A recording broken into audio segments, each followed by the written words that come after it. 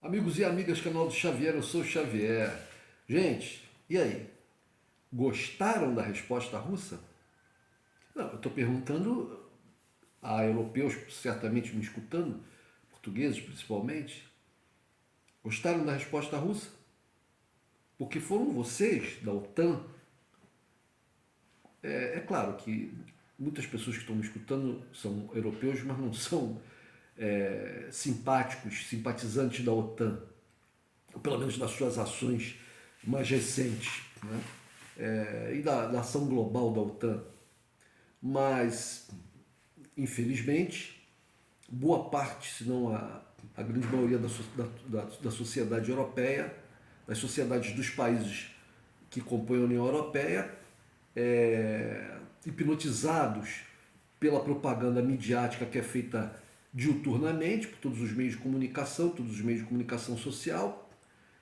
Muitas pessoas, como eu disse, a maior parte das pessoas é a favor, é a favor das ações da OTAN e contra a Rússia. E aqui eu tenho que reafirmar o que eu afirmo desde o início. A culpa dessa guerra não é da Rússia. Não foi a Rússia que começou essa guerra. Porque essa guerra não começou no dia 24 de fevereiro. O 24 de fevereiro foi um ponto, né, num escalar, foi um ponto em que a Rússia tomou uma atitude que ela veio avisando há anos e anos avisando e tentando convencer os europeus, os americanos, os ucranianos, e falando e fazendo discurso e dando avisos e às vezes fazendo ameaças, e fizeram ouvidos moucos. E aí, no dia 24 de fevereiro, ela tomou aquela medida. Poderia não ter acontecido? Poderia não ter acontecido. Se não tivessem dado o golpe que deram na Ucrânia, que deram um golpe na Ucrânia. Essa conversa de que o povo foi para a rua, foi mais uma revolução laranja. Mais uma revolução laranja, como acontece várias, é uma primavera, mais uma dessas primaveras que aconteceram aí pelo mundo afora. Né? E colocaram um governo e depois uma sequência de governos extremamente hostis à Rússia, né? Governos que estavam sendo armados pelos Estados Unidos, o cerco norte-americano, né, utilizando a OTAN com armas nucleares à fronteira ucraniana, a própria anexação por parte da União Europeia e depois da OTAN de países que antes pertenciam à União Soviética, quando havia um acordo. Isso é sabido pelos historiadores, pelos jornalistas de, de respeito, sinceros, pelos jornalistas de verdade, pelos políticos. Isso é sabido. Havia um acordo, né, de que a União Europeia, a OTAN, principalmente a OTAN, não avançaria sobre os países da ex-União Soviética, ou seja, não tomaria esses países para si. E ela fez. Porque os países desses povos desses países quiseram, porque tem a coisa da soberania popular, das nações, tudo balela, tudo conversa fiada, tudo conversa fiada. O povo em qualquer país, entendeu? É manipulado, é manipulável e é manipulado, na maioria das vezes.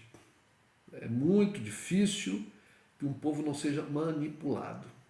Por isso eu acho que no Brasil, por exemplo, foi um milagre quando a esquerda chegou ao poder lá em 2003 com Lula, quando ele conseguiu se reeleger, quando ele elegeu Dilma, quando ela conseguiu se reeleger. Mas aí eles deram um golpe. E agora nós estamos próximos de um outro milagre, de Lula se reeleger no Brasil. Aí já não vai ser tanto milagre, porque nesses últimos 6 anos, né, a destruição do país foi tão grande, né, o empobrecimento, a queda em todos os sentidos e tal, que mesmo com esse governo aí derramando rios de dinheiro para comprar alianças, né, lideranças políticas e comprar apoios e liberando dinheiro, antecipando pagamentos para as pessoas, para enganar as pessoas. Então, mesmo assim, a coisa foi tão terrível que, apesar de ele ter conseguido uma parcela considerável dos votos, tudo indica que ele não vai conseguir. Mas a gente só vai saber disso mesmo no dia 30, quando terminar a apuração, né, dos votos, que no Brasil é muito rápida, porque aqui é votação eletrônica. Então, gente, é milagroso quando um povo não é manipulado. E o povo europeu está sendo manipulado todo, o povo ucraniano manipulado, etc. Então a culpa não é da Rússia. A Rússia, de novo, agora nesse momento, que a Rússia responde, olha, vejam bem, senhores, houve o assassinato da filha do filósofo lá na Rússia, Alexander Dugin, se não me engano o nome dele. Assassinato dela, um ato terrorista, explodindo o automóvel dela. Teve o atentado, as explosões no gasoduto Nord Stream 1 e Nord Stream 2, lá no submarino, lá embaixo no mar. Né? Teve a explosão dessa ponte, né, na Crimeia. Teve o ataque a cidades russas. E fora que parece que tem havido outras tentativas não tão bem sucedidas de sabotagem, de ataque na Rússia. Então agora, no dia do aniversário do Putin, né, ou um dia antes ou um dia depois, eu não sei exatamente, mas ali próximo da data, fazem essa explosão na ponte da Crimeia. No Twitter, tem um videozinho onde tem a explosão da ponte e ao lado a Marilyn Monroe cantando Parabéns para Você em inglês, para o presidente, que na época, nesse vídeo, ela cantava lá pro John Kennedy, né? Então colocaram ela cantando, o filho dela cantando Happy Birthday to You, Mr. President. E a ponte sendo explodida. É claro que isso é uma jogada para destruir a imagem do Putin, do governo russo, da Rússia, etc. Então o que acontece? A Rússia vai e faz um ataque forte, foram 80 e tantos mísseis. Mas, gente, vamos pensar aqui. Aí parece que morreram 15 pessoas. Lamento todas as mortes, todos os feridos, todas as pessoas que sofrem, todas as pessoas que sofreram na Ucrânia esse tempo todo. Mas uma guerra violenta, morrerem 10, 15 mil pessoas, para eu que vivo no Rio de Janeiro, em que uma ação policial sobe uma favela e mata numa noite, numa favela, num morro, numa comunidade só. Alguns policiais invadem lá, sem arma pesada, arma de guerra. Eles vão com algumas armas, obviamente alguns rifles, né, metralhadora talvez e tal, mas não vão com tanques, não vão com javelins, com mísseis antitanque, não vão com helicópteros atacando, não vão com navios com helicópteros bombardeando, aviões bombardeando, não há mísseis, não há baterias antiaéreas, nada disso. E morrem 20 e poucas pessoas. Então a Rússia lança 85 mísseis, 80 e poucos mísseis, e morrem 15 pessoas. E aí colocam, olha, porque os mísseis estão atingindo a população civil. Ora, claro que não. É claro que não. Eu sempre disse isso aqui, a Rússia não pegou pesado nessa guerra. Por que ela não pegou pesado? Aí vem alguém e diz assim, não pegou pesado porque ela não tem arma suficiente. Não pegou pesado porque ela tem arma, mas pode não faltar porque ela não tem como produzir, porque ela está com um problema por causa das sanções. Ou então porque a coisa do poderio militar russo é balela, é tudo mentira, é tudo fraude. Olha, bom, eu não sou como algumas pessoas de alguns canais aí no YouTube, né, que se dizem muito com muitos informantes, muitas fontes, muitas. Eu acho que eles não têm fonte nenhuma. Eu acho que eles simplesmente vão nos jornais, nas notícias, vão lá, fazem as traduções, leem jornais em inglês, em francês, em italiano, em alemão, em russo, em turco. Né? Hoje em dia até é fácil, você não precisa falar turco, você não precisa falar russo, são línguas difíceis para nós aqui, né? Alemão também. Né? Mas a maioria das coisas está tudo em inglês. Mas você tem um Google Tradutor aí, tem várias ferramentas. Né?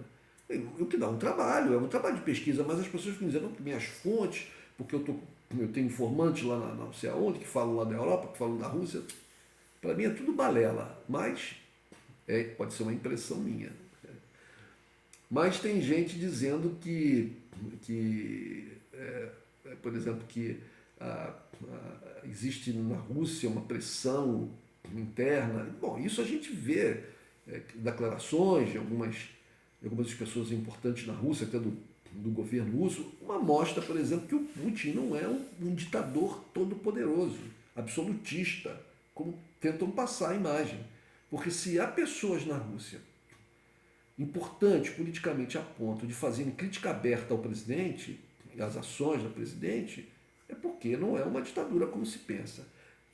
Que a Rússia use de atos que podem ser considerados criminosos, terroristas no mundo, como assassinar alguém aqui ou ali, alguma coisa assim, eu não duvido. Como os americanos fazem, os ingleses fazem, os franceses fazem, todos esses países aí que travam esse jogo, chineses talvez, alguns mais e outros menos. Eu acho que os campeões disso são americanos e ingleses. Os campeões, eu penso, por que eu penso isso? Tem razão de ser, porque primeiro, o Império Inglês, né, teve continuidade com o Império Americano. Eles fizeram um acordo lá, isso acredito que depois da Segunda Guerra Mundial, esse acordo foi cimentado, mas talvez eles já estivessem numa aproximação. Eu não me debrucei sobre essa questão, né, mas pretendo estudar um pouco mais a respeito disso para passar para vocês aqui num próximo vídeo mais detalhes sobre essa integração anglo-americana, né, e que acabou trazendo, né, para o mesmo bojo todos os países de colonização anglo-saxã, língua inglesa, obviamente, né? onde os anglo-saxões estão no centro do poder e dominam a vida institucional dessas nações. Quais são essas nações? A própria Inglaterra, obviamente, o próprio Reino Unido, melhor dizendo, os Estados Unidos, o Canadá, a Austrália e a Nova Zelândia. São chamados os 5. Tem um acordo dos 5. Eles não se autoespionam, eles têm um acordo de alinhamento automático, estão sempre juntos, né? Estão sempre alinhados no mesmo posicionamento e político com relação ao resto do mundo e tem uma ajuda mútua e tal. Inclusive na área da espionagem, etc. Vejam, por exemplo, o que aconteceu com a questão da compra dos submarinos franceses por parte da Austrália, e que os ingleses e os americanos falaram assim, não, você não vai comprar mais esse submarino, não, você vai comprar o nosso. Nós vamos fazer com financiamento para vocês de armamento nosso, submarinos nossos. E os australianos aceitaram, obedeceram, os franceses ficaram né, muito contrariados, mas também não puderam fazer nada.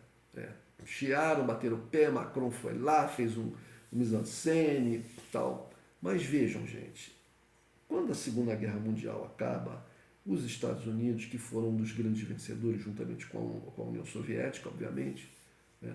A França e a Inglaterra eram acessórios dos americanos.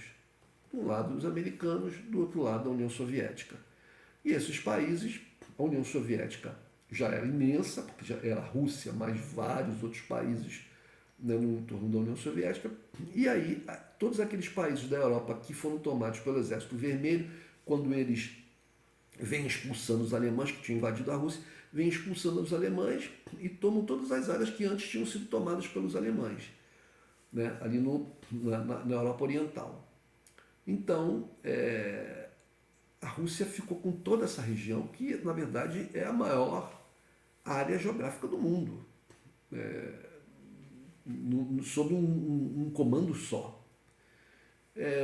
Alguns outros países de orientação marxista, como a China, como a Coreia do Norte, o Vietnã. Então, mas vejam, o Vietnã depois, mas vejam, alguns países da África também entraram na influência por causa de revoluções posteriores, entraram na influência da Rússia. Cuba, que entrou na influência da Rússia porque os Estados Unidos não queriam de qualquer maneira derrubar o governo do Fidel, senão Cuba não estaria sob a influência da Rússia. Bom, mas então essa parte ficou para a Rússia, para a União Soviética e todo o resto, Europa, as Américas, fora Cuba, todas as Américas todas, uma grande parte da África e da Ásia, e como eu falei, Austrália, entendeu?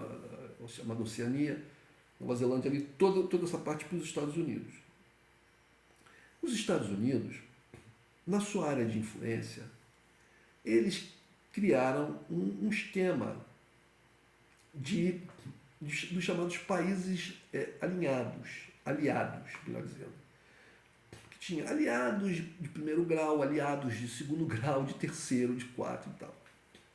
Então, os chamados aliados de primeiro grau eram países, aqueles que estavam em regiões do mundo onde os Estados Unidos consideravam ser mais importantes, por causa de questões estratégicas, de questões econômico-financeiras, etc. Então, eles estabeleceram, por exemplo, lá na Ásia, o Japão, como sendo uma base sua fundamental ali para se opor à China comunista e à Rússia também, porque a Rússia vai até lá no Japão, faz fronteira marítima com o Japão. Tanto que tem umas ilhas chamadas Ilhas Kurilas, que foram tomadas na Segunda Guerra pelos russos. Os japoneses reivindicam essas ilhas como sendo suas, mas os russos não devolvem, obviamente. Então, o Japão era uma base avançada ali, né? A Coreia do Sul posteriormente e outras nações um pouco menos, com menos influência. Mas o Japão é um importante aliado norte-americano. A Europa, para poder conter o avanço, porque a Europa era muito pobre, ficou muito arrasada com a guerra, ficou muito pobre. Se os americanos não fizessem alguma coisa, o comunismo, que já viu os partidos comunistas todos nos países europeus e com muito destaque, o comunismo teria tomado a Europa inteira. Então, os Estados Unidos elencaram, botaram várias bases e tal, e elencaram ali alguns países como sendo as suas bases principais. A Inglaterra, uma delas, né? A principal ali, a Inglaterra principal, mas todos os outros países europeus, seus aliados também. Acabei de falar dos 5. Bom, o Canadá fica logo acima dos Estados Unidos, é fronteira, né?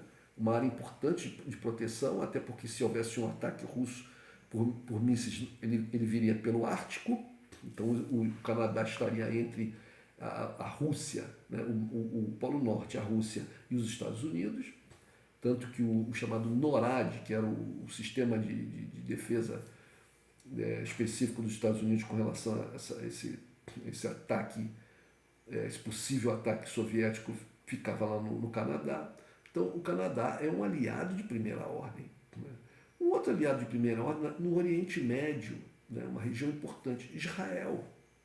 Israel, um alinhado de primeira ordem, uma base americana de apoio importante ali no Oriente Médio.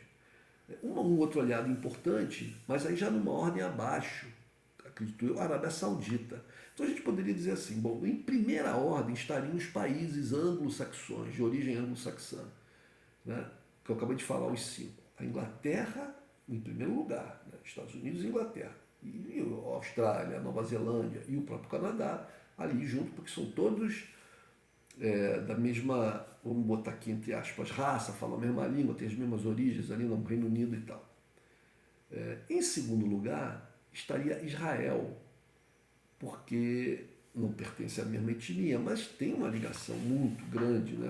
A comunidade judaica nos Estados Unidos é muito grande e muito influente, né? E então foi estabelecida essa ligação muito próxima entre Estados Unidos e Israel. Os países restantes da Europa, por causa do possível avanço soviético, também eram de muita importância. Então foi dado a eles também um grau, mas abaixo do grau desses 5 primeiros, os cinco que eu acabei de falar, que tem a colonização anglo-saxã, abaixo também de Israel, porque Israel ele tem uma situação interessante. Israel é um país bastante interessante, apesar de ser um país diminuto, um país eco, um país do tamanho do Sergipe, com 8 milhões, 9 milhões, não tem nem 9 milhões de habitantes. Uma economia pequena, apesar de ser muito desenvolvida e tal. Mas,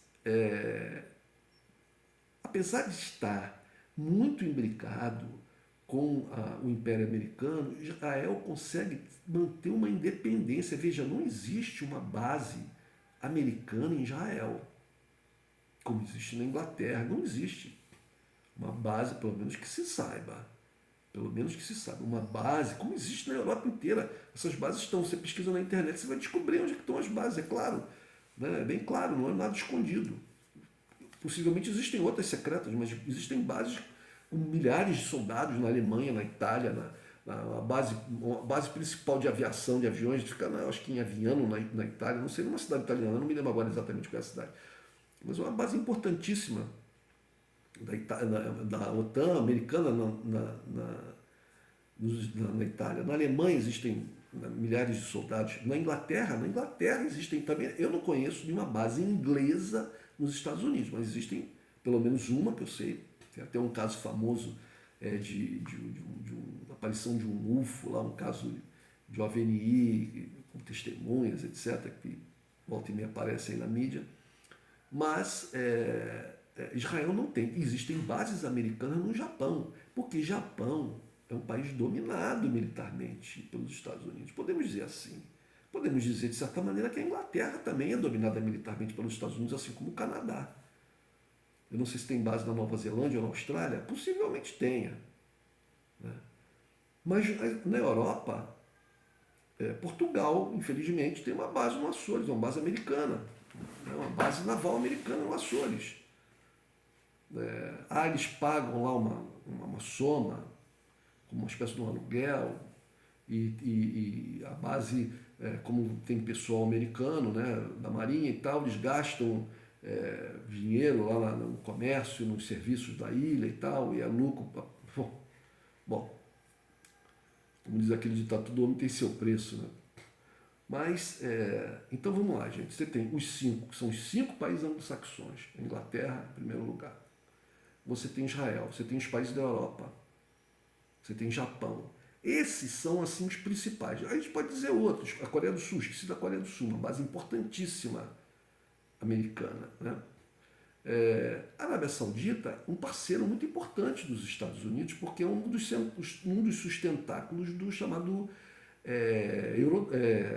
petrodólar, que é uma das bases da dominação financeira, econômico-financeira dos norte-americanos no mundo. No dia que a Arábia Saudita disser que não negocia mais somente em dólar e começar a negociar em outras moedas, como se tem aventado aí, que ela vai negociar em yuan e tal. Até agora isso não está muito falando, mas não aconteceu ainda, né? Ou que ela vai aceitar uma cesta de moedas e tal. O dólar fica abalado no mundo como moeda principal de transações internações, né? Internacional. Então é um aliado importante. Mas a Arábia Saudita, por exemplo, contrariou os Estados Unidos não fazendo sanções, não se contrapondo à Rússia, como os Estados Unidos queriam. A Arábia Saudita não fez isso. Então isso dá uma mostra que a Arábia Saudita, que tem muitas armas americanas, os americanos sempre venderam muitas armas para a Arábia Saudita, mas, né, ela tem demonstrado ser um país que tem os seus próprios interesses.